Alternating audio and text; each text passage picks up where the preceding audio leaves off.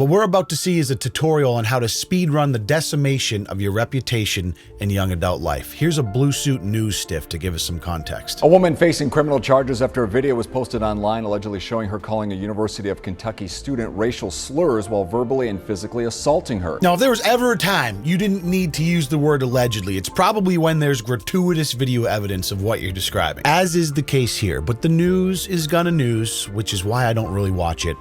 I watch Brainworms instead.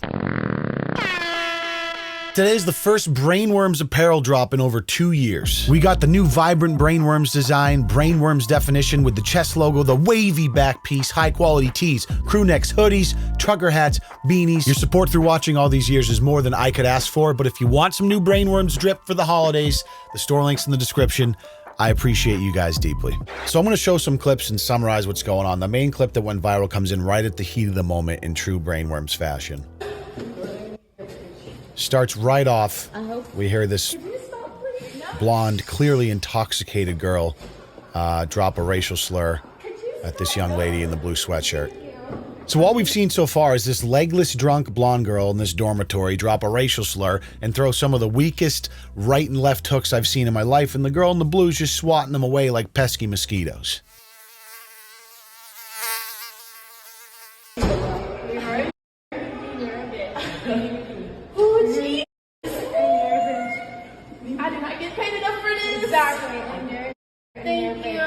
Now, for the last 20 seconds of this 45-second viral clip, this blonde chick calms down with the physicality and just starts repeating this derogatory slur towards the young girl in the blue sweatshirt. To her credit, she shows an incredible amount of restraint and poise through this interaction. And if I had to guess, this clip's probably not going to work out very well for the blonde in the snakeskin top. Unsurprisingly, this clip finds its way to social media and goes viral as shit for obvious reasons. Turns out this blonde girl is named Sophia Rosing. She's a senior at the University of Kentucky. She was out having a sassy ladies' night with the girls. She stumbles into this dormitory, blackout legless drunk at 4 a.m.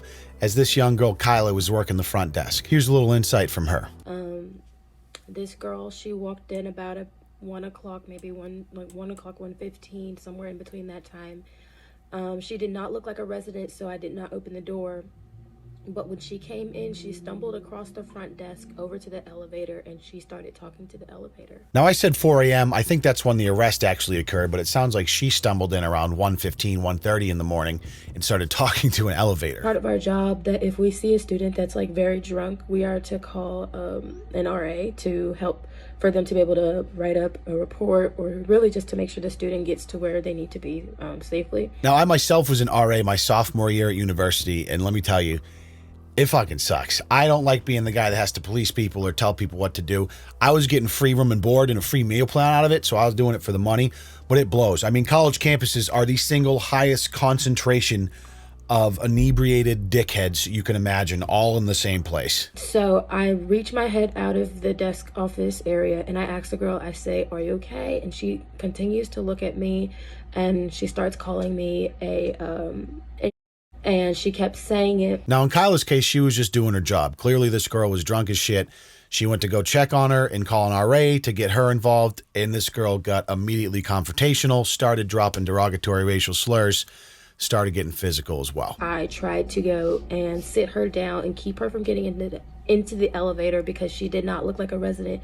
Again, she did not have a phone with her. She didn't have an ID card. I tried to gently just move her to the side and be like, "Hey, could you just come sit over here for me?" And she kept going, "No, do my chores, bitch." And she kept doing that while I'm trying to sit her down. I mean, this girl clearly had a night. Lost her phone, didn't have an ID on her, wandered her way into a random dormitory early in the morning, no idea where she was, blackout drunk, trying to take an elevator up. I used to see girls doing this shit all the time when I was doing this in college. Sometimes their friends would eventually find them and take them away. Sometimes you have to get the cops involved to put them into protective custody, just because you need to protect them from themselves because they're clearly not capable of handling their own. Unfortunately, in this case, when Kyla steps in to do her job, Sophia goes full mask-off racist mode. She bit me along my arm. She punched me in my face. She bit my friend as well as another girl that tried to help me de-escalate the situation. She kicked me in my stomach as well. She tried to run me over with a grocery cart that was in the lobby.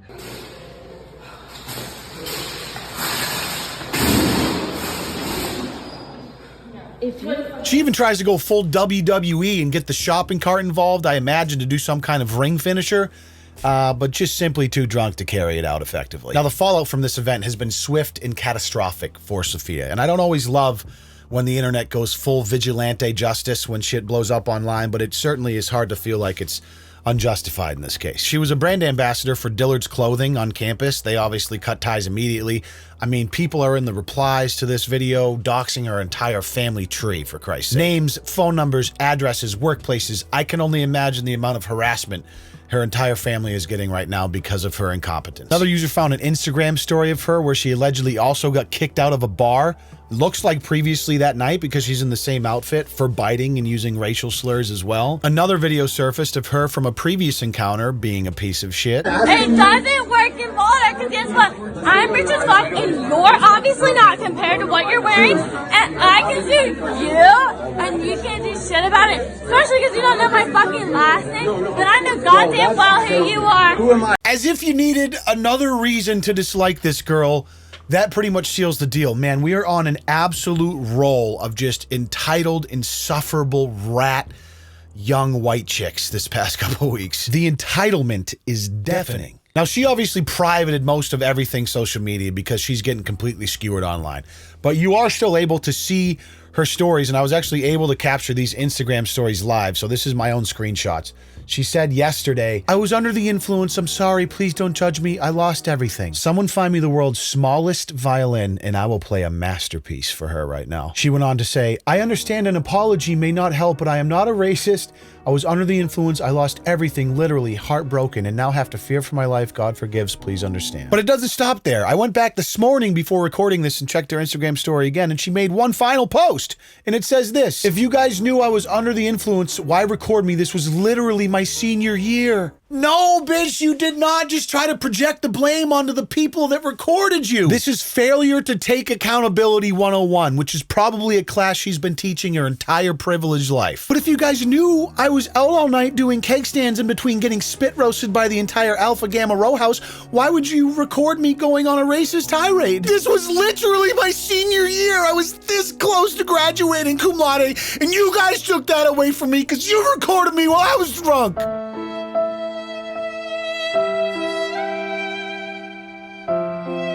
I mean, how many times can I use the fuck around and find out meme in 1 month? These girls just won't quit. See, as you can see, the more you fuck around, the more you're going to find out. This girl just needs to go off the grid for at least a year, right?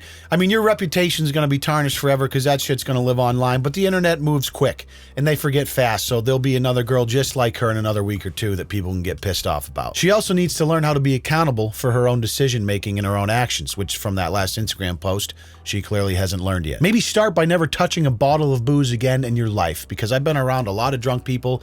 Booze is poison. Some people can enjoy it to have a good time, but there are some people that should just never touch the shit because it turns them into absolute demons. But booze can never be a justification for behavior like this or deplorable behavior in general. If you're blackout drunk and immediately resort to behavior like this, it's pretty indicative of the environment you grow up in and the thoughts that ruminate in your head when you're sober enough to keep them in your head. And although alcohol is obviously something that oftentimes exacerbates deplorable behavior, it's certainly never an excuse or a justification. You are 1000% responsible for your own actions, whether or not your liver is pickled. And certainly Sophia Rosing and her family are feeling the reality of that in this moment right now. I did forget to mention this, but the police did eventually get involved. Finally, they got there. She resisted arrest, was scuffling with them too. She got booked and arrested for like on $10K bond, disorderly conduct, public intoxication, assault on a police officer. Honestly, shout out to Kyla for keeping her composure through the entire ordeal. Sucks that she had to deal with that. And shout out to Sophia Rosen for being the easiest honorary Brainworms bat recipient I've ever seen. Thanks for being here. Be sure to check out the new Brainworm store if that tickles your fancy, and hip thrust that motherfucking like button before you go. I appreciate you. We'll see you in the next video. Peace.